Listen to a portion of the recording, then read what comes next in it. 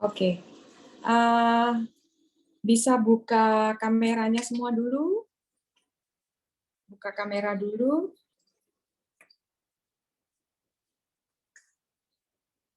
Esther Tari, coba buka kamera. Melisa, Aldi, Gerson bisa. Esther. Ada Kresno di situ, Esther? Kresno tidak ada. Oke. Di kamar mandi, Bu. Di kamar mandi. Oke. Aldi dengan siapa di situ, Aldi?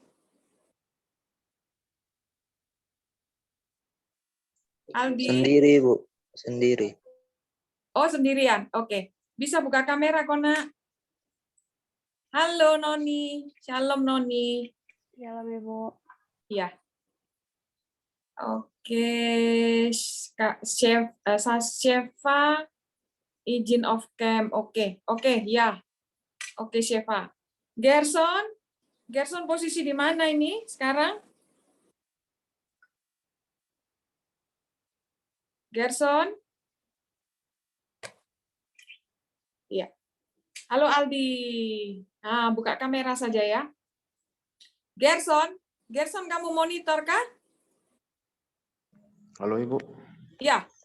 Sudah di rumah? Ada di rumah Ibu. Oke, good. Oke, buka kamera sah. Oke, sekarang Ibu minta Noni pimpin dalam doa untuk kita mulai belajar firman Tuhan ya. Mari silakan Noni. Teman-teman, sebelum kita berdoa, saya minta keberanian teman-teman, mari kita berdoa. Tuhan, terima kasih atas penyertaan-Mu dari pagi hingga saat ini, Tuhan. Sekarang kami akan mulai pembelajaran firman Tuhan pada sore hari ini. Berkati Ibu Nuni yang akan mengajar kami, agar kami dapat mengerti dan melakukannya dalam kehidupan kami sehari-hari. Dalam Tuhan selalu ya, amin. Amin. Oke, shalom. Sapa Elia. Halo Elia, oke. Buka kamera aja Elia, kalau memang memungkinkan. Kalau jaringannya nggak up and down, buka kamera aja, oke. Sore ini kita akan sama-sama belajar tema baru dalam bulan ini dari GBI Rock, yaitu legacy. Ada yang tahu apa itu legacy? Legacy itu dalam bahasa Inggris. Bahasa Indonesianya apa legacy? Esther buka aja kamera, nggak apa-apa Esther. Supaya kita bisa berdialog. Nah gitu. Apa itu legacy? Warisan. Warisan, good. Oke. Kita akan belajar tentang warisan. Tadi pagi Pak Pendeta Nyoman sudah menyampaikan tentang warisan ya.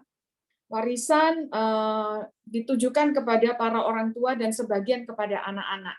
Tapi khusus sore ini kita akan belajar warisan dari sisi kita, dari sisi kalian. Nah, Ibu ingin tanya sekarang, apa yang kalian terima dari orang tua? Jadi warisan itu dalam kaitannya kita lihat dari coba buka bersama-sama ya. Buka bersama-sama 1 Timotius 6, sebentar Ibu share ini sah. 1 Timotius 6 ayat 7. 1 Timotius 6 ayat 7.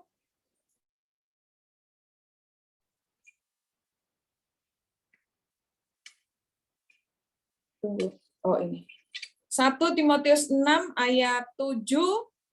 Coba tolong baca dalam bahasa Indonesia. 1 Timotius 6 ayat 7.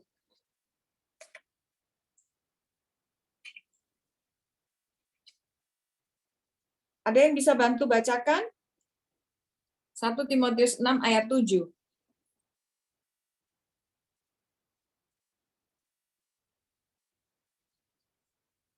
Elia bisa bantu baca 1 Timotius 6 ayat 7.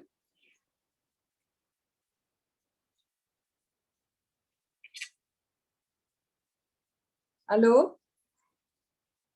Sebab kita tidak membawa sesuatu apa ke dalam dunia. Maaf. Ayat 6 ya? 1 Timotius 6 ayat 6, coba. 1 Timotius 6 ayat 6. Memang ibadah itu kalau disertai rasa cukup memberi keuntungan besar. Oke, memang ibadah itu kalau disertai dengan rasa cukup. Ya.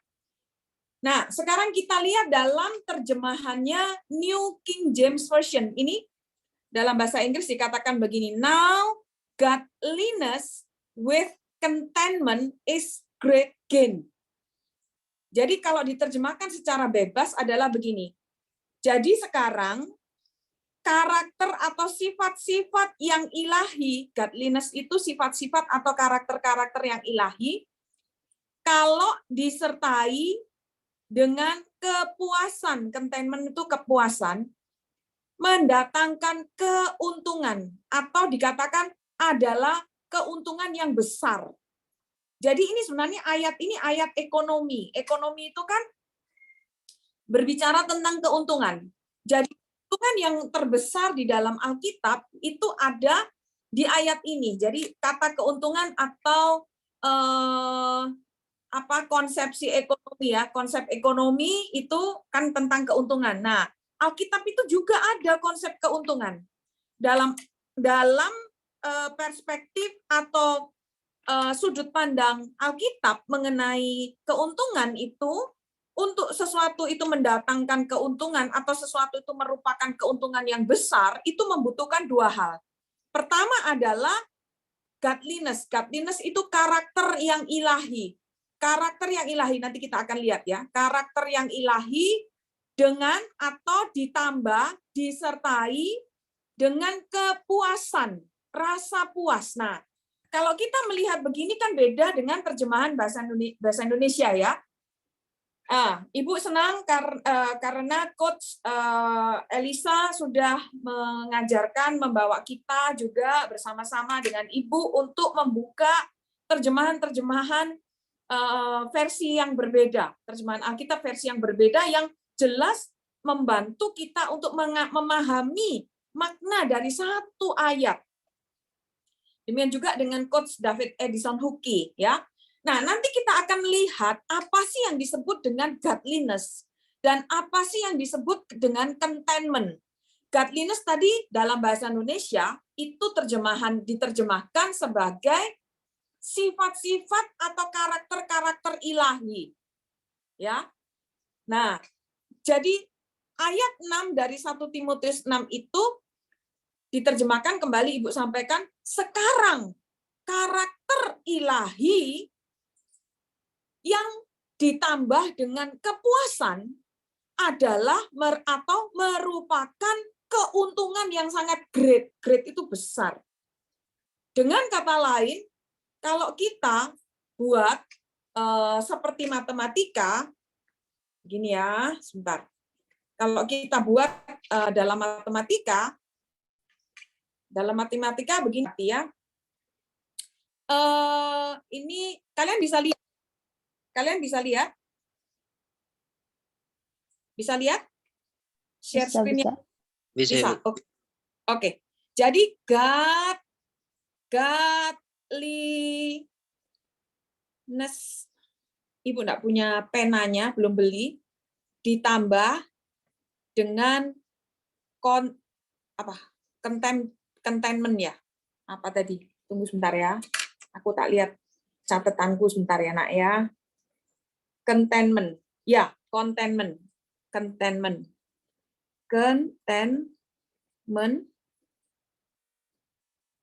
Itu sama dengan great gain. Nah, bisa dibaca ya. Tulisannya jelek, nggak apa-apa. Yang penting bisa dibaca. Jadi godliness ditambah contentment, kalau kita bikin matematika gitu ya, hitung-hitungan ya. Godliness ditambah contentment sama dengan great gain.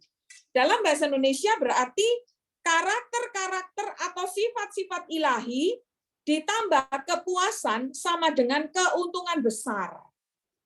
Bukan cuma untung, tapi untung besar.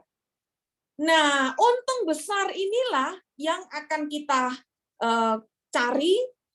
Untung besar inilah yang juga akan menjadi legacy.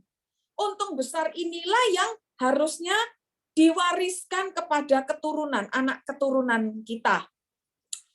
Tapi karena kalian ini masih anak-anak, belum memikirkan keturunan, masih jauh, kalian enggak perlu, kalau ngomong legacy itu warisan itu kan artinya begini, kamu enggak perlu kerja keras, tapi kamu dapat untung. Betul nggak? Emangnya kalau dapat warisan itu kamu harus kerja dulu baru kamu dapat warisan? Kan enggak toh? Kamu dapat warisan itu kan dapat dari, karena ada, kalau dalam hukum Indonesia itu ketika orang tuanya meninggal, salah satu dari orang tuanya meninggal, maka harta dari papa mamanya itu kan harta bersama, dalam bahasa hukumnya disebut sebagai harta bersama atau harta gonogini dalam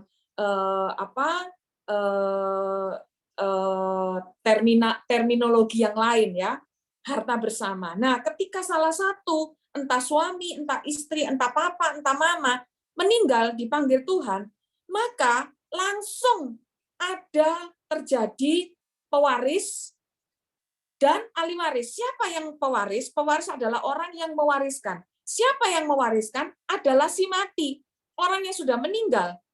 Hartanya itu otomatis harus diwariskan, dan yang si meninggal ini disebut sebagai pewaris. Lalu siapa yang mewaris? Nah, yang mewaris adalah kalau yang meninggal istrinya, maka yang mewaris adalah pertama suaminya, kemudian anak-anak dalam pernikahan tersebut. Itu ahli waris. Ahli waris adalah orang-orang yang menerima warisan. Nah, jadi sebentar ya. Jadi legacy, dengan kata lain, orang yang menerima warisan ini kan takuju, dapat untung. Begitu toh? Nah, di Alkitab merujuk kepada kata legacy itu ada untung yang besar. Nah, untung yang besar itu adalah disebutkan di dalam 1 Timotius 6 ayat 6, yaitu bahwa godliness, siapa ya? Kok ada yang lag? Ada yang lag ya? Enggak ya? Enggak ya? Oke.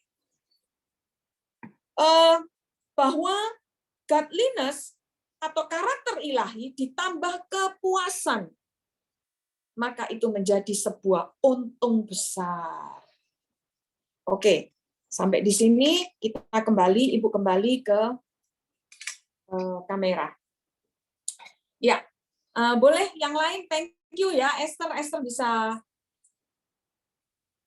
bisa buka kamera. Yang lainnya boleh buka kamera dong, Ibu, nggak rasa sendiri gitu, kayak ngomong dengan diri sendiri ya. Nah, jadi apa sih sebenarnya godliness itu? Apa yang dimaksud dengan godliness? Godliness karakter ilahi. Karakter ilahi apa itu? Yuk buka bersama-sama di dalam Galatia 5. Yuk buka bersama-sama dalam Galatia 5. Ya. Galatia 5. Galatia, sebentar. Ya, Galatia 5 ayat yang ke-16. Ya. Mulai. Bisa dibaca ayat-ayat ini? Bisa ya? Halo? Kalian sudah bisa lihat Alkitabnya Ibu? Bisa. Oke, thank you. Ya, jadi godliness atau karakter ilahi itu adalah hidup oleh roh. Nah, jadi syarat untuk menjadi godliness adalah hidup oleh roh. Di dalam ayat 16 dikatakan, maksudku ialah hiduplah oleh roh, maka kamu tidak akan menuruti keinginan daging. Sebab keinginan daging berlawanan dengan keinginan roh, dan keinginan roh berlawanan dengan keinginan daging. Karena keduanya bertentangan, sehingga kamu setiap kali tidak melakukan apa yang kamu kehendaki. Ayat 17. Ayat 18. Akan tetapi, jikalau kamu memberi dirimu dipimpin oleh roh, maka kamu tidak hidup di bawah hukum Taurat. Nah, perhatikan ciri-ciri dari godliness itu di ayat 19. Jadi yang pertama, godliness itu adalah hidup oleh roh. Nah, kalau sudah hidup oleh roh, maka tidak menuruti keinginan daging. Jadi, lawan dari godliness adalah hidup menuruti keinginan daging. Kalau menuruti keinginan daging berarti tidak godliness. Nah, sekarang kita ngelihat keinginan daging itu apa saja, ya. Keinginan daging itu ada di ayat yang ke-19. Perbuatan daging telah nyata, yaitu percabulan. Apa sih percabulan itu? Percabulan itu membayangkan, menghayalkan hal-hal yang cabul. Membayangkan, menghayalkan hal-hal yang cabul. Ya, cabul itu apa? Cabul itu hal-hal yang hanya boleh dilakukan oleh suami istri. Nah, itu. Kalau bukan suami istri, kalau belum menjadi suami atau belum menjadi istri, lalu membayangkan apa yang dilakukan oleh suami istri, itu adalah hal cabul. Terus kecemaran, cemar ya. Sekarang kita lihat, tunggu Ibu buka di King James ya. King James itu lebih jelas. Kita lihat Galatia. Sabar ya. Galatia 5 ayat 19 mulai. Oke. Now the works of the flesh are manifest. Nah, ini. Jadi sekarang pekerjaan dari daging itu manifestnya adalah sebagai berikut. Pertama, adultery. Nah, kata adultery dalam bahasa Yunaninya adalah moikia. Moikia atau adultery tadi kalau dalam bahasa Indonesianya kan percabulan ya. Percabulan, tapi ini dari kata adult, bahasa Inggrisnya adultery itu dari kata adult, sesuatu yang dilakukan oleh orang dewasa. Dalam hal ini adalah orang yang sudah menikah. Ya. Jadi sesuatu yang dilakukan oleh orang yang sudah menikah. Jadi ketika kalian belum menikah, belum waktunya menikah, tapi membayangkan perbuatan-perbuatan seperti orang-orang yang sudah menikah, hubungan-hubungan laki dan perempuan seperti orang sudah menikah, maka itu adalah adultery atau percabulan. Nah, dari sini jelas ya. Kedua, fornication. Apa itu fornication? Fornication sama seperti adultery. Kalau dalam bahasa Indonesia kita lihat sebentar dalam Alkitab bahasa Indonesia, sebentar ya, Ibu lihat ya. Galatia 5.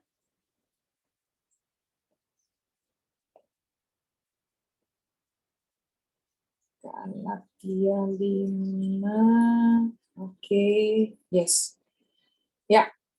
Jadi kecemaran, sesuatu yang cemar. Nah, cemar di sini adalah gini. Dari kata porn, ada kata porn, tahu toh? Kalau ada kata porn, dalam bahasa Inggris ada kata porno. Ini kata dalam bahasa Yunani pornio. Pornio. Siapa terlempar-lempar terus ya? Kasihan. Oke, jadi dari kata pornio. Nah, kata pornio, cemar, lebih dekat dengan kata porno. Nah, kalau itu kalian tahu ya, cemar, sesuatu yang porno, ada unsur berkenaan dengan sesuatu yang porno, cemar. Jadi kata fornication ini adalah sesuatu yang berkaitan dengan hal-hal yang porno, pornografi. Nah itu karena melihat pornografi maka melakukan adultery, toh? Karena melihat yang cemar maka melakukan percabulan. Nah itu jelas di sini. Lalu kemudian uncleanness. Uncleanness itu sesuatu yang tidak murni, ya. Dalam bahasa Yunaninya adalah akatarsia. Apa itu akatarsia? Akatarsia itu sesuatu yang tidak murni nih. Tidak murni secara moral. Moralnya tidak murni. Ini ada sesuatu yang munafik, sebuah kemunafikan. Jadi hati nuraninya itu tidak murni. Jadi orang yang tidak tulus, perkataannya dengan hatinya tidak sama. Dia misalnya kamu tidak suka sama temanmu siapa karena apa misalnya. Untuk misalnya ya contoh, kamu tidak suka ini temanku ini kok sukanya bully orang lain gitu. Kamu tidak suka. Tapi karena itu sahabat baikmu, kamu nggak berani ngomong yang sebenarnya menasehati dia, itu termasuk dalam akatartos loh. Kalau dalam bahasa Yunaninya ya, ini ada akatartos ini ya. Nah, jadi itu disebutkan sebagai uncleanness, sesuatu yang nggak murni secara moral. Hati nuranimu nggak murni. Jadi kalau memang ada yang menurut kamu, menurut firman Tuhan yang kamu pahami, tidak sesuai, kamu harus berani ngomong kepada temanmu. Ya, kalau enggak, itu kamu simpan dan kamu tidak berani, maka kamu sedang melakukan sesuatu yang tidak murni. Ya. Lalu juga, kamu menyimpan kepahitan, entah kepada siapapun, kepada orang tua kah, kepada kawan kah, itu juga membuat hatimu menjadi unclean, menjadi tidak murni. Ya, hati yang tidak murni itu adalah perbuatan daging. Hati yang tidak murni maka itu sama dengan tidak godly atau sama dengan perbuatan daging, hidup dalam perbuatan daging. Ya. Terus kemudian yang kedua berikutnya adalah lasciviousness. Lasciviousness itu adalah kalau dalam bahasa Indonesia disebutkan sebagai hawa nafsu, ya, lush dari kata lush, ya, jadi hawa nafsu ini berbicara tentang temperamen ya, temperamen, kemudian berbicara tentang keinginan-keinginan dasar, sifat-sifat dasar daging ya. Nafsu mau apa gitu, mengikuti nafsu apa misalnya, suka makan itu kalau makan, ada anak tuh kalau makan ya, mintanya itu cuman KFC terus ada anak juga tuh kalau mau minum itu maunya cuma minum soft drink terus sampai akhirnya dia mati muda umur 18 tahun. Nah, itu hawa nafsu, itu lasciviousness. Nah, biarpun dia pergi ke gereja misalnya, rajin ke gereja, rajin ikut kelompok tumbuh bersama atau kelas roket, rajin berdoa, tapi dia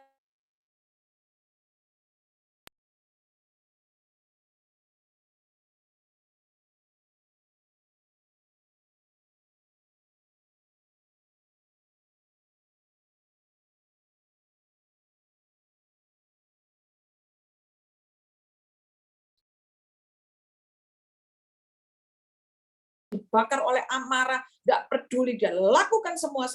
Nah, itu. Jadi itu pun juga adalah tidak, maka dia bukan godly.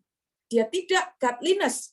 Jadi apa yang dilakukan pergi ke gereja itu bukan ukuran. Orang yang rajin pergi ke gereja bukan ukuran. Rajin pergi ke gereja, rajin baca firman Tuhan, itu belum ukuran. Ukurannya adalah bagaimana kamu hidup. Kalau kamu hidup tadi dalam angan-angan adultery ini kan nggak ada yang lihat toh. Percabulan ini nggak kelihatan. Kamu sedang sendiri, kamu sedang asik dengan apa yang kamu bayangkan, apa yang sedang kamu imajinasikan, imajinasimu tentang apa, nggak ada orang yang tahu. Fornication ini tentang hal-hal yang porno, nggak ada yang tahu. Uncleanness dalam hatimu, hati nuranimu, gimana? Nggak ada yang tahu. Lasciviousness ini, kecuali lasciviousness ini mungkin mama atau papa tahu, ya. Jadi kalau makan maunya hanya yang enak-enak saja. Ketika mama masak enggak enak, mulai menggerutu, enggak mau makan, mogok makan misalnya. Lasciviousness ya. Tunggu Ibu kasih masuk Joshua Jami dulu. Iya. Nah, lalu yang berikutnya disebut lagi idolatry. Nah, ini kata di ayat yang ke-20 ya. Idolatry dari kata idola. Menyembah satu, ini image worship. Menyembah gambaran. Nah, apa yang kamu idolakan menjadi seperti itulah kamu. Jadi idolatry atau penyembahan berhala kalau bahasa Indonesianya, coba kita lihat ya, di ayat 20 betul. Penyembahan berhala. Jadi menyembah kepada sesuatu yang bukan Allah. Menyembah kepada sesuatu yang bukan Allah. Mungkin kamu berkata, oh saya orang Kristen, saya beribadah, saya menyembah Tuhan Yesus, tunggu dulu. Ukurannya adalah begini. Kalau kamu punya HP, lebih banyak kamu buka, lebih kamu sayangi ketika HP-mu hang, ketika kamu tidak bisa buka HP, listrik padam 7 hari 7 malam, tidak bisa ngecas HP, hidupmu terasa kosong karena nggak bisa pakai HP, nggak bisa pakai game, nggak bisa lihat YouTube, maka kamu sedang diikat oleh ini, idolatry, image worship. Nih, dalam bahasa Yunaninya ya, kata idolatry atau eidolatreia, bahasa Yunaninya. Itu terdiri dari dua kata. Pertama kata idolon, idolon artinya adalah image, gambaran, sesuatu yang bukan Allah. Image ya, gambaran. Dengan kata latreia. Latreia itu apa? Latreia itu adalah sesuatu yang harusnya kita lakukan kepada Allah. Sesuatu yang pelayanan kepada Allah. Apa itu? Yaitu penyembahan. Apa sih menyembah itu? Menyembah itu adalah menempatkan dirimu di tempat yang paling rendah, dan yang kamu sembah, kamu tempatkan di tempat yang paling tinggi. Sehingga apapun yang dikatakan oleh yang kamu sembah, kamu harus melaksanakan dan taati. Nah, itu adalah penyembahan. Jadi kalau penyembahan berhala atau eidolatreia ini, atau dalam bahasa Inggrisnya disebut sebagai idolatry, bahasa Indonesianya adalah penyembahan berhala, maka hal-hal yang membuat kamu itu sangat tergantung, yang tanpa adanya itu, kamu rasa kayak hidupmu sepi dan kosong. Bisa juga, image worship ini adalah manusia-manusia. Kamu boleh menjadikan seseorang itu panutan. Panutan dengan idolatry beda, ya. Panutan itu adalah orang yang kamu jadikan sebagai contoh dalam hidup. Ada seorang doktor hukum yang dulu bergereja di tempat kita, sekarang karena waktu sekolah sejak kuliah S1 sampai dia lulus S3 itu pindah, nggak tinggal di Kota Kupang. Dia cerita, dia ngomong, dia panggil saya tuh Mami. Mami, dia dulu berjemaat di kita. Anak dari salah satu jemaat. Ya, Ibu nggak usah sebut namanya. Dia bilang, Mami itu menjadi inspirasi saya. Mami itu elegan. Menurut dia, Ibu ini elegan. Menurut dia, Ibu ini memotivasi hidupnya untuk sekolah tinggi. Makanya dia mau sekolah sampai doktor. Gitu. Nggak apa-apa itu.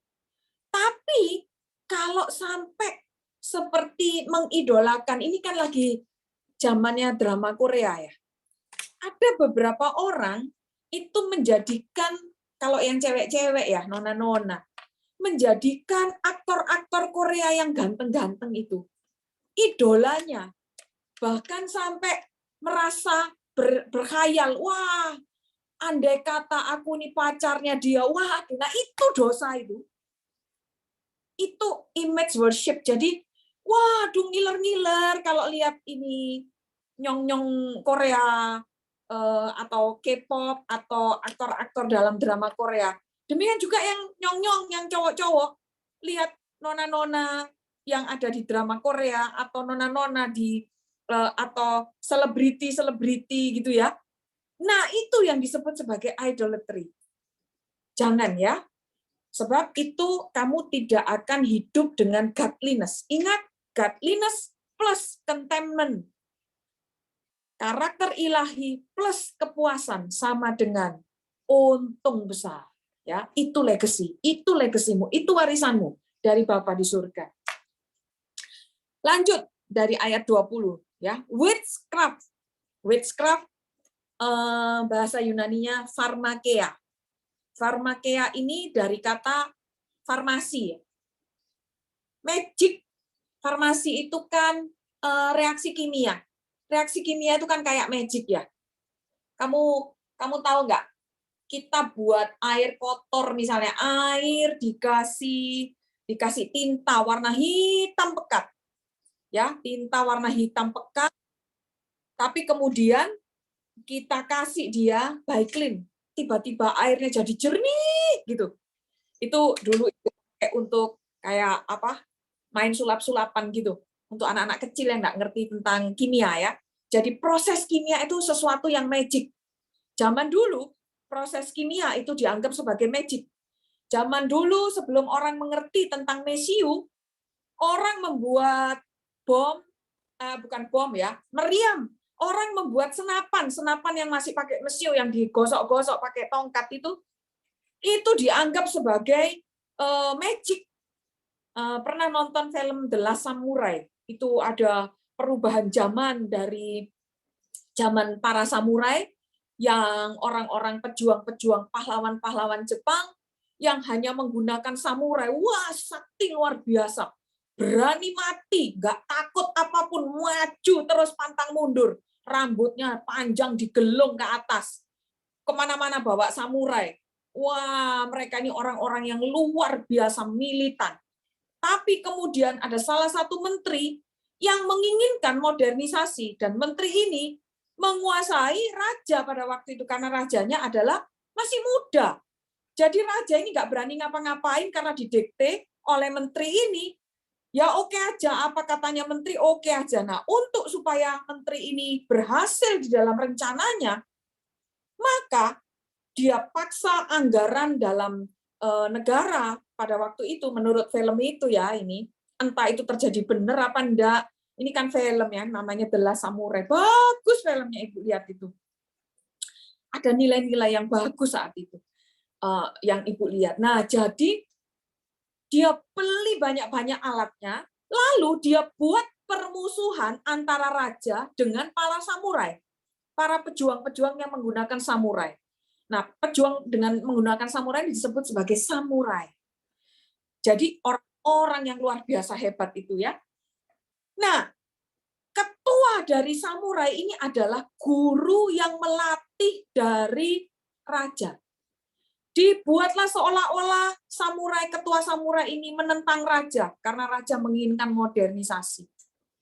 Jadi akhirnya sampai satu saat dibuatlah sebuah keputusan raja, dekret raja, untuk membuat semua samurai ini harus tekuk lutut kepada kebijakan yang dibuat oleh menteri. Para samurai ini harus melepaskan samurainya dan harus menjadi manusia biasa, tidak boleh pegang samurai lagi, dan harus memotong rambutnya. Padahal rambut panjang bagi seorang samurai itu adalah kehormatan. Sama seperti janggut, rambut dijanggut bagi orang Yahudi, bagi orang-orang Yahudi. Wah, itu perang besar. Nah, jadi magic pada zaman itu ditemukan, mereka melihat itu magic. Oh, mereka takut dengan mesiu ya, magic. Nah, witchcraft itu adalah sesuatu yang dianggap sebagai magic, ya. Nah, kita lihat di terjemahan bahasa Indonesianya apa ya? Tunggu ya, Ibu lihat dulu ya ayat tadi ya. Sihir. Nah, sihir. Jadi bermain misalnya kayak jalangkung kan anak-anak biasa ya. Ini kan ada film-film Squid Game itu, terus film-film yang horor-horor ya. Di YouTube kan banyak itu yang horor-horor kayak kisah-kisah nyata tentang sesuatu yang horor, awas ya, jangan dilihat. Kenapa? Itu membesarkan setan. Ketika kalian menyukai sesuatu yang horor, kalian kan jadi terbiasa dengan ketakutan. Kalian takut, apa yang kamu takutkan? Kamu membuat seolah-olah setan itu besar kuasanya, ya. Jadi nggak perlu nonton yang seperti itu ya, oke? Itu masuk dalam witchcraft atau sihir. Hatred itu perseteruan dalam bahasa Indonesianya. Kita lihat ektra dalam bahasa Yunaninya.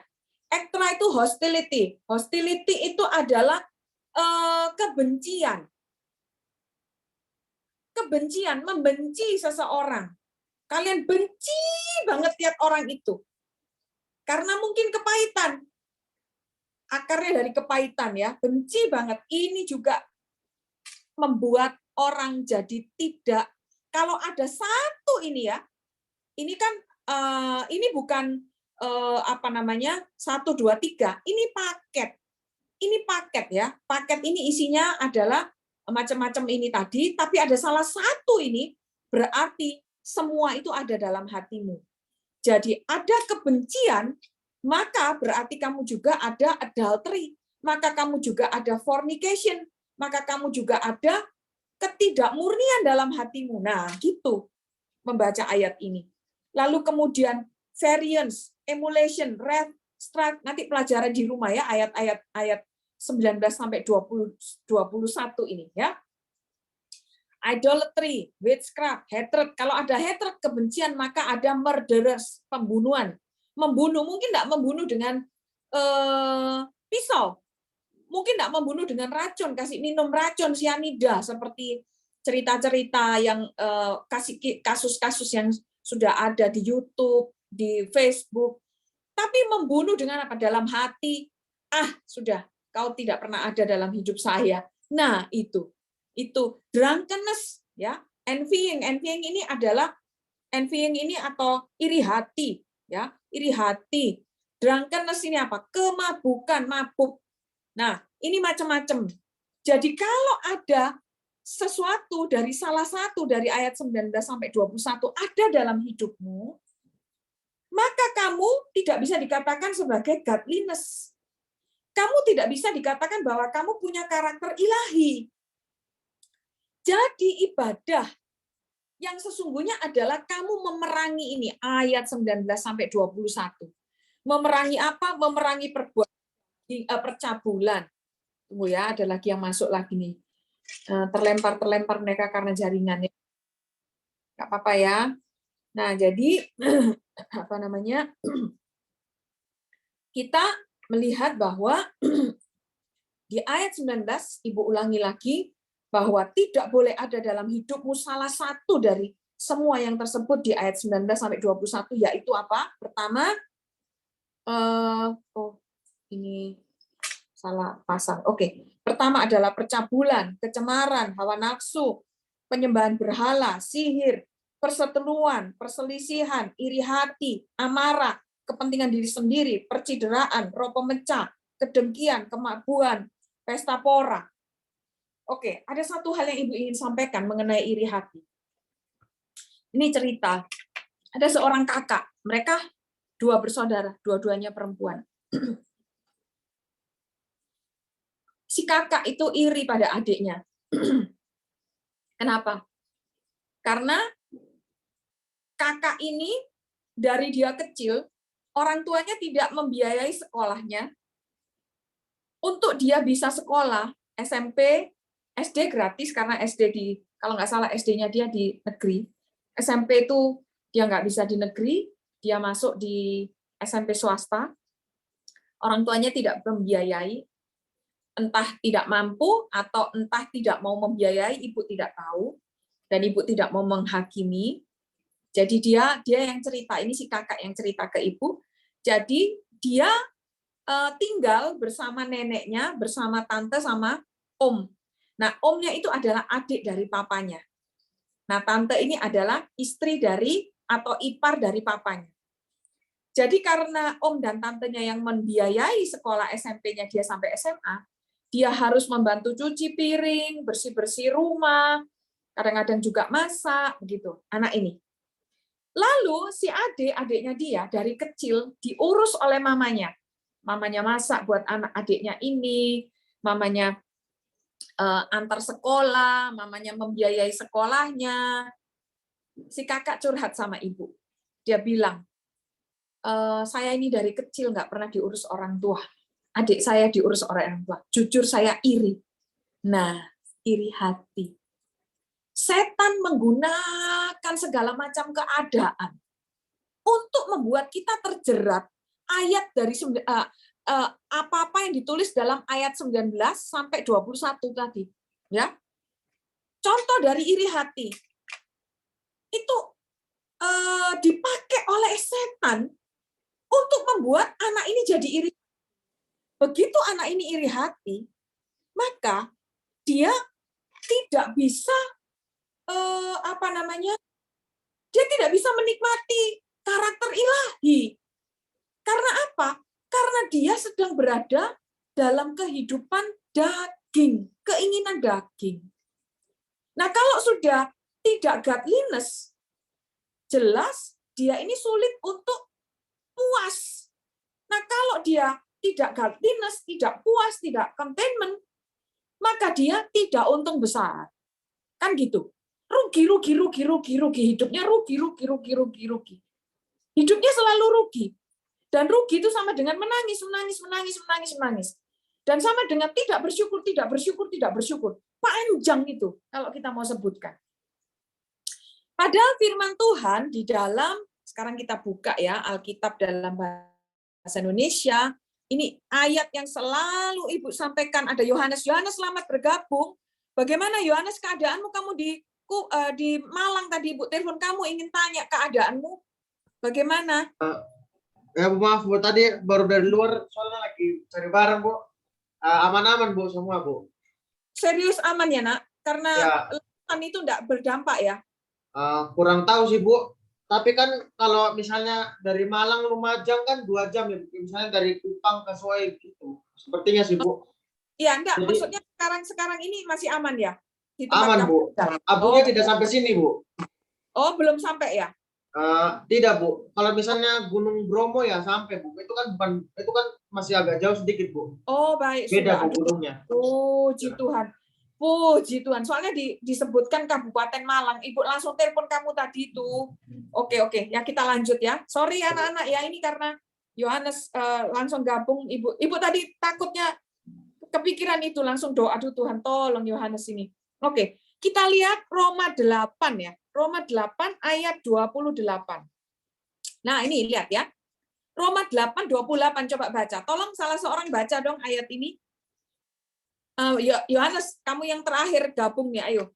Kamu baca ini ayatnya. Roma berapa Bu? Roma 8. 28. Ini ada di share screen-ku. Roma 8 ayat 28, kita tahu sekarang bahwa Allah itu turut bekerja dalam segala sesuatu untuk mendatangkan kebaikan bagi mereka yang mengasihi Dia, yaitu bagi mereka yang terpanggil sesuai dengan rencana Allah. Ya. Jadi rencana Allah, ini perhatikan ya. Rencana Allah di ayat ini adalah ini tadi. 1 Timotius 6 ayat 6. Godliness plus contentment. Kalau di bahasa Indonesia Alkitab kalian, ini godliness ini disebut sebagai ibadah. Padahal godliness itu beda dengan ibadah. Godliness itu adalah sebuah keadaan karakter, sebuah sifat-sifat dalam diri manusia. Ini kata benda dari sebuah sifat, ya, sifat yang godly. Godly itu apa? Godly itu rohani. Jadi ini bukan ibadah. Jadi godliness itu adalah karakter, ya, kondisi karakter seseorang yang sangat rohani, yang karakter seseorang, karakter pribadi yang menyerupai Allah, karena manusia diciptakan menurut gambar dan rupa Allah. Nah, itu sebabnya wajar bagi setiap manusia itu menjadi godliness. Nah, 1 Timotius 6 ayat 6 disebutkan Kalau godliness itu ditambah dengan contentment ini kita sambil belajar bahasa Inggris ya. Contentment ini kepuasan, maka sama dengan great gain, untung besar. Coba Yohanes baca 1 Timotius 6 ayat 6. 1 Timotius 6 ayat 6. Ayatnya tentang ini yang saya sampaikan. 1 Timotius 6 Ayat 6. 1 Timotius. Memang ibadah itu kalau disertai rasa cukup memberi keuntungan besar. Iya. Kalau dalam terjemahannya New King James itu disebutkan begini. Now, tunggu ya, sebentar. Tadi ada di mana ya? New King James disebutkan now. Oh, di sini. Sebentar ya, aku buka lagi di ini. Ya, ini ya. Now godliness with contentment. Sekarang karakter yang ilahi, sifat yang ilahi ditambah kepuasan adalah untung besar. Ini lihat ya, tak bold ya. Nah, ini loh. Yang ada biru ini, kelihatan toh? Now godliness with contentment is great gain. Ini loh legacy, ini loh rencana Allah. Rencana Allah tuh kalian nggak boleh rugi. Rencana Allah tuh kamu harus untung besar. Ini ayatnya. Ya. Tapi untuk untung besar, kamu mesti menyiapkan dalam dirimu apa? Godliness dan contentment. Apa itu godliness? Sifat yang ilahi. Apa itu sifat ilahi? Sifat yang ilahi sama dengan tidak ada sifat-sifat yang ada di dalam Galatia 5 ayat 19 sampai 21. Kalau ada sedikit salah satu dari ayat yang ada di ayat-ayat itu, maka kamu tidak bisa disebut sebagai godliness. Jadi godliness, sifat yang ilahi ditambah dengan kepuasan. Nah, ini kepuasan, rasa puas. Rasa puas. Ini akan menjadi untung besar. Itu. Jadi ini rencana Allah. Makanya tadi Ibu bilang bahwa di Roma 8 ayat 28 yang dibaca tadi oleh Yohanes, dikatakan, kita tahu sekarang bahwa Allah turut bekerja dalam segala sesuatu. Allah juga turut bekerja dalam segala sesuatu. Artinya apa? Segala sesuatu itu nggak disebut segala sesuatu yang enak. Nggak ada di sini. Aku cari di terjemahan asli teksnya dalam bahasa Yunani maupun dalam bahasa Ibrani. Nggak ada. Cuma disebut segala sesuatu, all things. All things itu bisa nggak enak buat kamu, bisa enak buat kamu. Jadi yang jelas itu semua, segala sesuatu, semua yang terjadi dalam hidup itu Allah turut bekerja. Tujuannya apa? Lihat ini, mendatangkan kebaikan bagi mereka yang mengasihi Dia. Sama toh, kebaikan itu keuntungan, benefit. Kalau kita lihat dalam teks Yunaninya, kata kebaikan ini diterjemahkan oleh Strong, oleh King James, itu adalah benefit, mendatangkan keuntungan. Ya, yaitu bagi orang yang mengasihi Dia. Jadi kalau kamu mengasihi Tuhan, kamu mendapatkan benteng, kamu tidak mungkin iri, sekalipun kamu mengalami perlakuan yang tidak adil. Kamu tidak mungkin kepahitan, sekalipun kamu mengalami hal yang tidak enak dari seseorang, dari siapapun. Karena apa? Karena kamu mengasihi Tuhan. Sebab kamu tahu ketika kamu mengizinkan ada iri hati, ada kepahitan, atau apa-apa yang disebutkan di dalam Galatia 5 ayat 19 sampai 21, maka kamu tidak sedang godliness. Kalau kamu tidak sedang godliness, otomatis kamu tidak contentment atau tidak puas. Ketika kamu tidak godliness dan tidak puas, sama dengan kamu rugi besar, ya. Great rugi itu apa ya? Bahasa Inggrisnya aku lupa. Jadi ungain ya, great ungain. Nah, gitu. Yaitu bagi mereka yang terpanggil sesuai dengan rencana Allah. Kalian ini semua dipanggil oleh Tuhan sesuai rencananya. Kita kembali ke 1 Timotius 6 ayat 6 ya. Godliness plus contentment sama dengan great gain. Kita sudah mengerti tentang godliness ya. Tadi aku bukain di dalam Alkitab New King James Version ya. Kita sudah belajar tentang godliness. Ini, kita sudah lihat godliness ya. Apa itu godliness? Catat tadi itu. Godliness adalah segala sesuatu yang tidak mengandung perbuatan-perbuatan yang disebut di dalam Galatia 5 ayat 19 sampai 21. Atau kamu lihat di Galatia 5 ayat 22 sampai 23 kalau nggak salah. Itu disebut godliness, buah roh. Tapi itu paket. Ya. Nah, sekarang kita lihat contentment. Contentment ya. Puas. Coba buka kamera. Yuk, sekarang kita buka kamera. Mari semua buka kamera.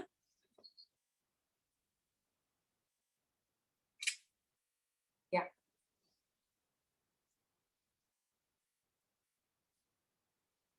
Yuk, sekarang kita refleksi ya. Godliness tadi. Ibu baca lagi ayatnya, pelan-pelan kita refleksi supaya apa yang kita baca, kita pelajari sore ini benar-benar bisa menjadi bekalmu kamu lakukan dalam 1 minggu ke depan ya. Pertama apa? Percabulan.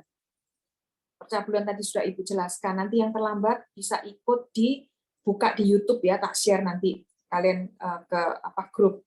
Kecemaran, hawa nafsu, penyembahan berhala, sihir, perseteruan, perselisihan, iri hati, amarah, kepentingan diri sendiri, percideraan, roh pemecah.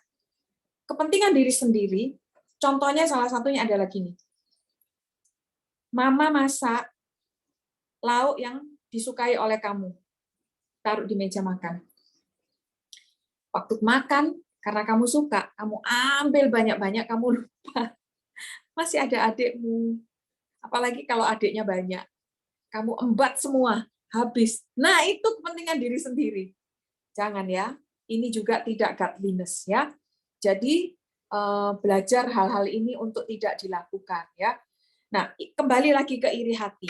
Ada contoh-contoh banyak. Awal kelas pertama, kelas perdana dari Roket itu ada anak Roket yang ngomong sama ibu karena ibu suruh tulis di kertas apa saja yang ada dalam hidupmu yang pernah kamu lakukan yang di ayat 19 sampai 21. Sebab kita harus mengaku dosa, enggak usah tulis nama, tulis dosa apa yang ada di situ, yang ada dalam hatimu itu tulis di situ.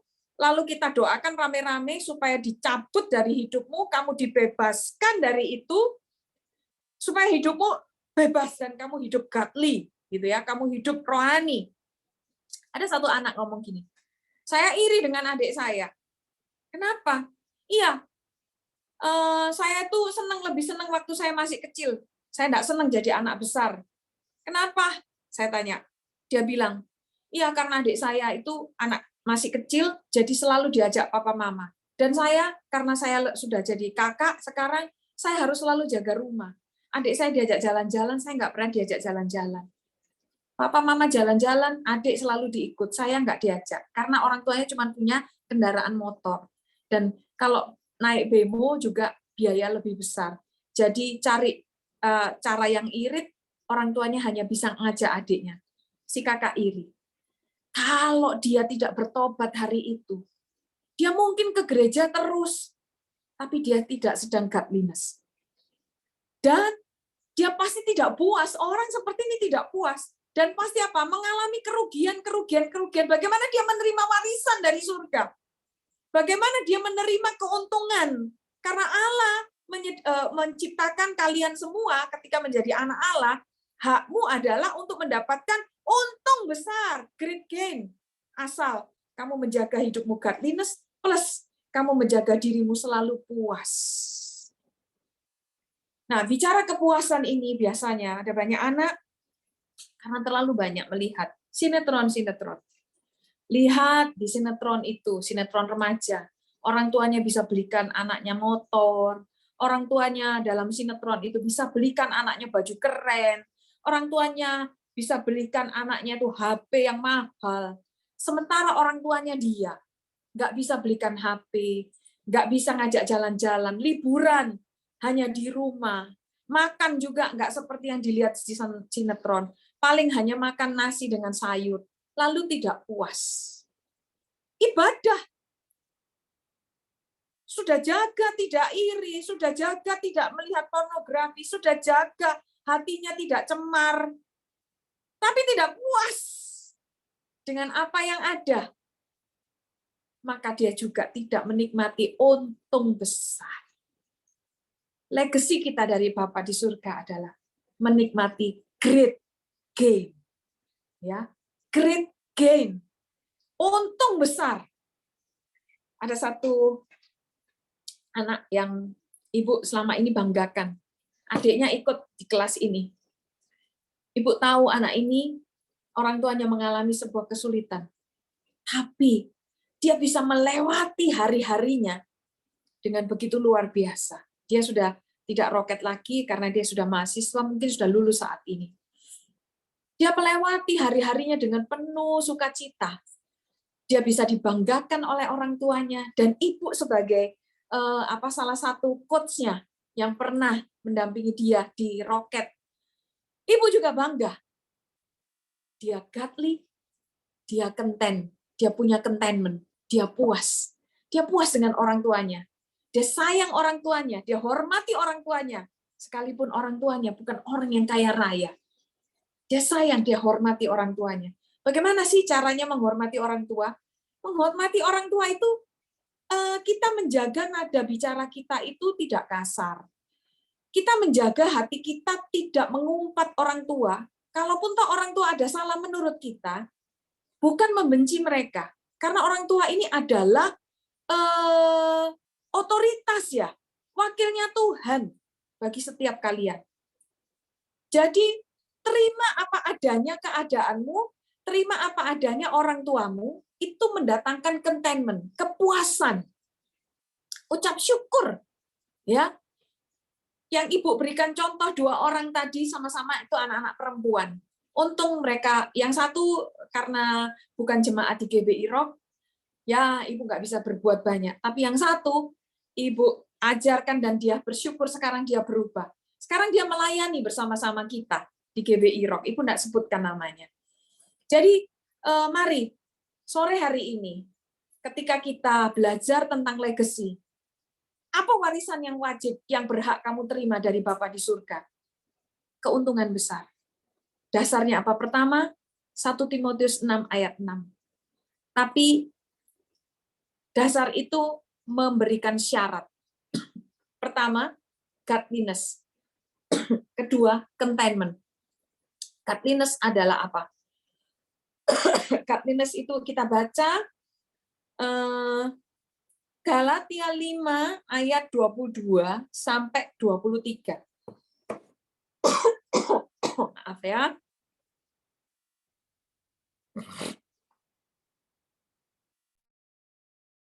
Tolong salah satu baca. Ibu minta Joshua baca ayat 22 sampai 23, Galatia 5.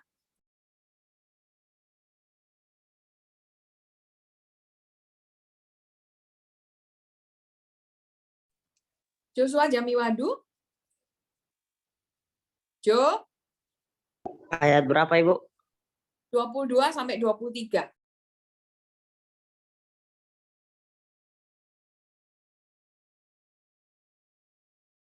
Galatia 5.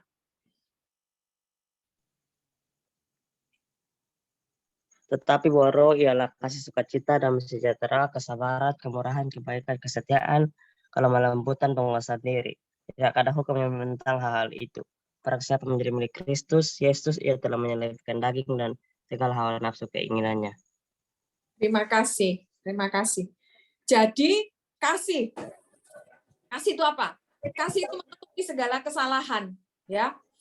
Kasih itu ada di, nanti kita belajar satu saat ya. Ukurannya kalau kita mengasihi itu apa? Jadi pertama kasih, sukacita. Orang kalau iri hati nggak bisa sukacita. Orang kalau ada kebencian, mukanya kusut, nggak bisa sukacita. Itu pasti.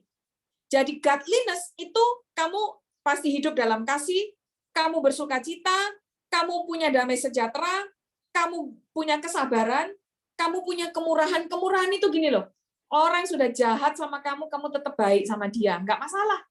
Kemurahan ya. Kebaikan, kesetiaan, kelemah lembutan, penguasaan diri. Nah, belajar. Memang masih muda, tapi mesti belajar, latihan. Untuk apa? Supaya kamu terima legacy dari Bapa di surga. Great gain, keuntungan besar.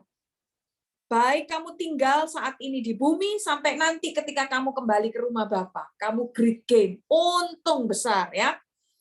Nah, itu godliness. Lalu contentment atau kepuasan, puas.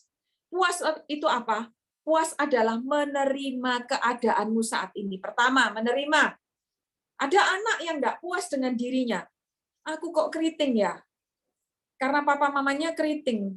Mungkin papa mamanya orang alor, keriting. Dia nggak puas dengan dirinya. Dia benci dengan rambutnya. Tiap kali dia lihat rambutnya, mungkin dia nggak ngomong. Tiap kali dia cermin lihat rambutnya, rambutku kok kayak gini sih, gitu. Itu nggak puas. Jadi pertama puas, terima dirimu apa adanya. Kenapa harus terima diri apa adanya? Dirimu itu spesial, dirimu itu khusus di mata Tuhan, tidak ada duanya. Nanti satu saat Ibu akan ajarkan ini dari Kejadian 1 ayat 26-27. Kamu akan melihat di sana satu saat ya, kalau temanya memungkinkan, Ibu akan ajar kalian itu dari bahasa asli teks bahasa Ibrani-nya apa, baru kita tahu bahwa dirimu tuh unik tidak ada duanya. Allah membuat kamu tuh unik. Jadi rambutmu keriting, hidungmu pesek kayak Ibu gini, matamu kecil, pipimu tembem kayak Ibu gini. Terima apa adanya, kulitmu nggak putih. Terima apa adanya, bersyukur, puas. Pertama, puas dengan dirimu. Kedua, puas dengan orang tuamu. Tidak semua orang tua rohani. Ya, bersyukur kalau orang tuanya rohani. Bersyukur kalau punya bapak rohani. Bapak yang rohani. Bersyukur kalau punya ibu yang rohani. Ada banyak anak-anak yang dilahirkan dalam keluarga yang tidak rohani. Papanya tidak rohani, mamanya tidak rohani. Tapi kamu tetap harus bisa puas dengan keadaan itu. Kenapa? Karena syarat untuk mendapat great gain, untung besar, adalah pertama godliness, kedua contentment, rasa puas. Ya, kita kembali tadi ke tulisannya Ibu ini. Nah, godliness, ya, godliness dan contentment sama dengan great gain, untung besar. Sampai di sini ada pertanyaan? Ada pertanyaan? Bu, mau tanya Bu. Oke, Nak. Kan tadi yang masalah keturunannya Bu. Nah, jadi begini Bu, saya ini berasal dari yang pertama ini saya ini gemuk. Saya pikir saya ini karena saya makan tidur. Ternyata pas SMA itu dicek, ya saya baru tahu ternyata saya ini keturunan obesitas begitu Bu. Nah kan tadi Ibu jelaskan harus menerima. Sedangkan kalau saya menerima terus saya obesitas terus atau mungkin tambah naik atau tetap saja kan itu tidak bagus Bu. Itu bagaimana Bu? Apakah itu melanggar yang tadi Ibu ajarkan atau tidak Bu? Soalnya ya kalau saya kan sudah bertanya Bu, ya memang obesitas itu seperti kayak orang tua yang sudah kena diabetes, ya seharusnya dikurangi begitu makanya, tapi mungkin bisa kurus tapi dengan kata lain agak sulit begitu Bu. Soalnya kan dilihat dari metabolismenya lambat, selain itu juga kan sudah gen ya Bu. Jadi ya kayak gimana, maksudnya sudah pasti gen itu menguasai kuat sifat fisik kita begitu. Jadi mungkin bisa tapi susah begitu. Kalau misalnya tidak menerima itu bagaimana Bu? Oke. Ya kayak kita mau menurunkan badan begitu. Ya. Jadi gini, tidak menerima itu bukan berarti kamu membiarkan. Ya. Jadi kan intinya adalah apa? Kepuasan, puas itu beda dengan membiarkan. Jadi kalau tahu bahwa itu ukurannya adalah untung besar apa enggak? Kamu punya badan yang semakin lama semakin gemuk, itu untung apa enggak? Ya jelas rugi, karena penyakitan. Betul enggak? Nah, bukan berarti kamu berupaya, karena tahu misalnya genetika, dari genetik ya, biasanya golongan darah O. Kamu golongan darah apa? B, Bu. B. Oh, oke. Ya. Biasanya orang golongan darah O, itu menurut medis, menurut teorinya, teori medikal, itu golongan darah O itu kekurangan yodium. Jadi kalau kekurangan yodium, darahnya dia gampang sekali menyimpan cairan air ya, menyimpan air sehingga ini yang membuat dia cepat gemuk. Itu sebabnya untuk orang golongan darah O, kalau menggunakan diet golongan darah, maka dia harus mengkonsumsi bahan-bahan makanan yang mengandung yodium tinggi. Contoh, seperti brokoli, seperti kakap merah, ikan kakap merah. Nah, kalau dia konsumsi itu, maka dia stabil. Nah, intinya adalah apa? Untung besar. Ketika kamu membiarkan atau menjadikan sebuah alasan bahwa saya sudah genetis, ya sudah biarin aja. Saya sikat aja makan hidup seperti orang lain. Makan apa, sudah tahu bahwa dalam tubuhnya metabolismenya dan segala macamnya secara genetik menerima seperti itu. Dan tidak ada upaya untuk menjadikan segala sesuatunya baik. Ingat ya, Tuhan kasih kita juga ayat, yuk kita lihat Kejadian 2. Bentar ya, Ibu buka di Alkitab ya. Kejadian 2. Coba buka di Kejadian 2 ayat yang ke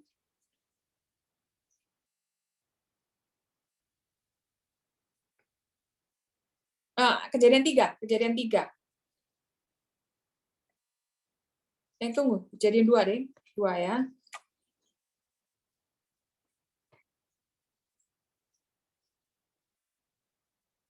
Kejadian 2 ayat yang ke 15.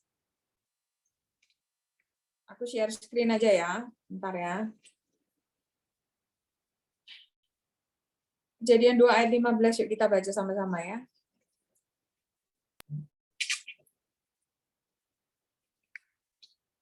Sorry. Kejadian 2 ayat 15. Bunyinya begini. Tuhan Allah mengambil manusia itu dan menempatkannya dalam Taman Eden untuk mengusahakan dan memelihara taman itu. Mengusahakan dan memelihara. Mengusahakan dan memelihara. Waktu Tuhan ciptakan manusia baik adanya. Disebut semua baik, toh? Baik adanya. Waktu Tuhan ciptakan Yohanes, keturunannya Yohanes di atas kakek moyang semua, baik adanya. Tapi kita nggak tahu apa yang dilakukan oleh kakek moyang zaman dulu. Ya toh, mungkin cara makannya mereka sampai membuat genetikanya, kromosomnya mengalami mutasi sampai akhirnya ada secara genetis menurun kepada setiap kita. Ini bukan berarti kita menolak mereka dalam kebencian.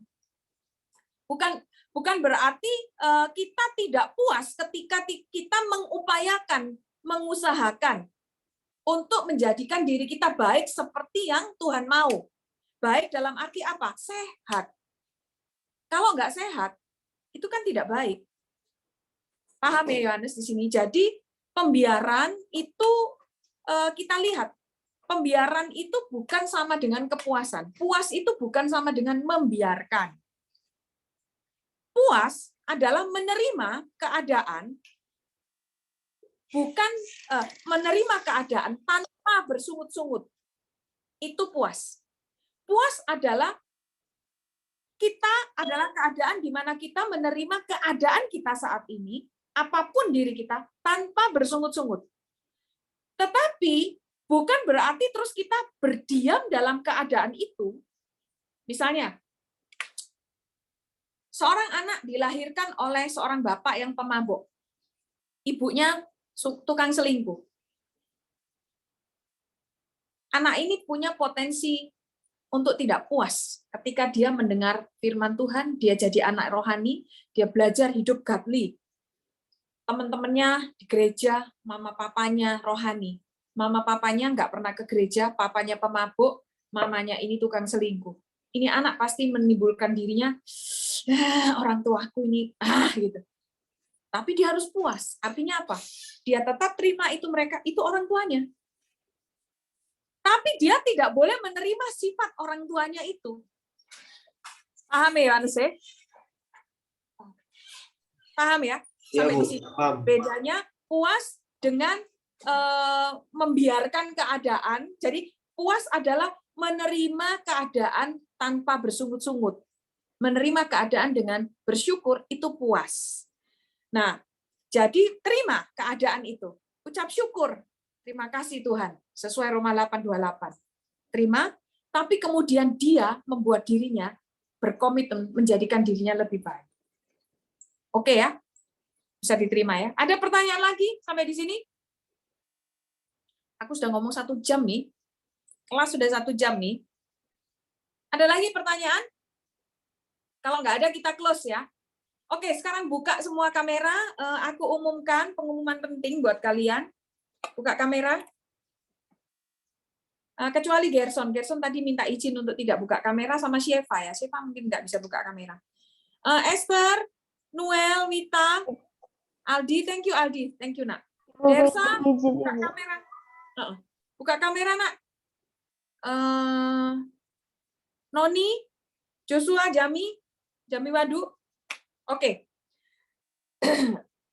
Mulai tahun depan, kelas akan dimulai dengan pelajaran TOEFL. Ada yang senang? Kalau senang, tolong angkat tangan. TOEFL dasar. Yes. Jangan terlambat. Kita mulai tepat jam 5 TOEFL-nya. Yang ngajar TOEFL nanti Ibu share, diskusikan dengan para coach, bahannya Ibu sudah ada. Ya, Ibu akan diskusikan dengan para coach, apakah coach yang ngajar itu atau harus Ibu. Sebenarnya para coach bisa sih, sudah ada bahannya, tinggal menyampaikan kepada kalian. Juga ada latihannya. Ada latihannya. Latihan soal ya, latihan soal untuk diisi, untuk kalian mengetahui sampai sejauh mana kalian memahami bahan itu. Keren kan? Ini Ibu ikut bayar supaya Ibu dapat bahan dan Ibu bisa share buat kalian TOEFL ya. Jadi kalau nanti supaya mau kuliah atau apa kan dibutuhkan TOEFL ya. Ini khusus yang anak-anak SMA. Oke, jadi jangan terlambat. Mulai tahun depan tidak boleh terlambat. Begitu terlambat kau kehilangan kelas TOEFL. Kelas TOEFL paling lama mungkin sekitar 30 menit. Antara 15 sampai 30 menit. Setelah itu baru kelas firman Tuhan. Ya. Jadi ibadah ikut online ibadah hari Minggu pagi. Kalau Yohanes mau ibadahnya lihat di YouTube GBI Rock ibadah paginya ya, ikuti dengarkan, ikut pujian waktu ada pujian ya, ikut pujian penyembahan, ikut firman Tuhan dengarkan. Tapi Roket itu bukan ibadah karena Roket ini kelas tumbuh bersama, baik tumbuh dalam bahasa Inggris maupun tumbuh dalam firman Tuhan ya. Lalu untuk anak-anak yang tinggal di Kota Kupang tanggal 18 datang ke gereja jam 11 siang, kita masak bersama, kita makan bersama. Kalian wajib masak spaghetti, nanti Ibu ajarkan, dan Ibu akan buat bakso suki buat kalian. Kasihan Yohanes dan Sheva yang nggak bisa datang jauh. Nggak apa-apa ya. Kita dukung doa kalian ya. Oke, itu saja. Terus kemudian yang tinggal di Kota Kupang, Roket tiap akhir bulan, minggu akhir bulan seperti usulannya Noni, seperti usulan dari Coach Elisa untuk supaya kita ada onsite tatap muka 1 bulan sekali, tapi Noni Melisa ini mengusulkan untuk akhir bulan. Oke, setiap minggu di akhir bulan ada pertemuan tatap muka ya. Online sorenya tetap ada. Tapi untuk akhir bulan online itu kita tiadakan. Nanti Ibu akan sampaikan lagi ya untuk itu karena belum bicara dengan Coach Elisa. Coach Elisa adalah hamba Tuhan yang bertanggung jawab atau berwenang bersama dengan Ibu untuk roket ini. Jadi Ibu mesti rundingan dengan Coach Elisa dulu supaya bisa ditetapkan apakah kalau sudah pertemuan onsite sorenya ada atau tidak ya. Oke, sampai di situ ada pertanyaan mengenai apa yang Ibu sampaikan? Tidak ada kan ya? Bisa datang semua ya tanggal 18 ya, khusus yang tinggal di Kota Kupang ya. Jam 11 siang. Tanggal 18 jam 11 siang. Kita masak bersama, makan bersama. Bakso Suki enak loh. Oke. Itu saja Ibu minta Noel doa, tutup doa. Doakan Coach Elisa yang sedang dalam perjalanan dinas keluar Kota Kupang. Elia, Papa pergi kemana ya? Elia enggak ada ya? Oh, Elia sudah keluar. Oke. Oke, Noel, doakan Coach Elisa ya. Pak Iwan ya. Yuk, mari silakan. Buka aja kameranya, Nak. Buka aja kameranya. Silakan, Noel. Mari kita berdoa. Doa kami bersyukur, terima kasih atas pimpinan-Mu dari awal firman tadi. Sekarang kami sudah selesai. Tuhan, Tuhan tolong berkati agar firman tadi dapat menjadi rema dalam kehidupan kami dan kami dapat menerapkannya seterusnya, Tuhan. Kami juga berdoa buat para coach yang sudah mengajar kami. Tuhan tolong berkati mereka. Jagai kesehatan mereka juga Tuhan, supaya dapat mengajar kami di lain waktu. Kami juga berdoa buat Coach Iwan yang lagi perjalanan dinas. Tuhan tolong berkati, jaga dia, tutupi, lindungi Tuhan, agar bisa kembali lagi dengan selamat. Terima kasih Tuhan. Haleluya. Terima kasih Bapak, berkati anak-anak roket ini Tuhan dimanapun mereka berada. Baik yang ada di Kota Kupang maupun yang di luar Kota Kupang. Perlindungan kuasa darah Yesus sempurna atas mereka. Kami berdoa untuk anak-anak yang sedang ujian, baik mahasiswa, SMA, SMP yang sedang ujian Tuhan. Berikan mereka hikmat-Mu Bapak. Berikan mereka kemudahan di dalam mengerjakan soal-soal. Biarlah semuanya dikerjakan dengan baik dan mereka mendapatkan nilai yang baik. Buat mereka sukses ya Bapak. Terlebih buat mereka lebih takut kepada Tuhan dan hatinya terus melekat kepadamu Bapa dan terus mengandalkan Engkau Tuhan dari sejak mereka muda ini sampai nanti Tuhan angkat mereka tinggi menjadi orang yang ternama, terpuji, terhormat. Terima kasih Bapak, aku lepaskan berkat ini kepada anak-anak ini. Dalam nama Tuhan Yesus Kristus semua yang percaya katakan. Amin. Shalom, sampai jumpa minggu depan ya. Shalom, shalom, shalom, shalom. Halo Ibu. Shalom Ibu.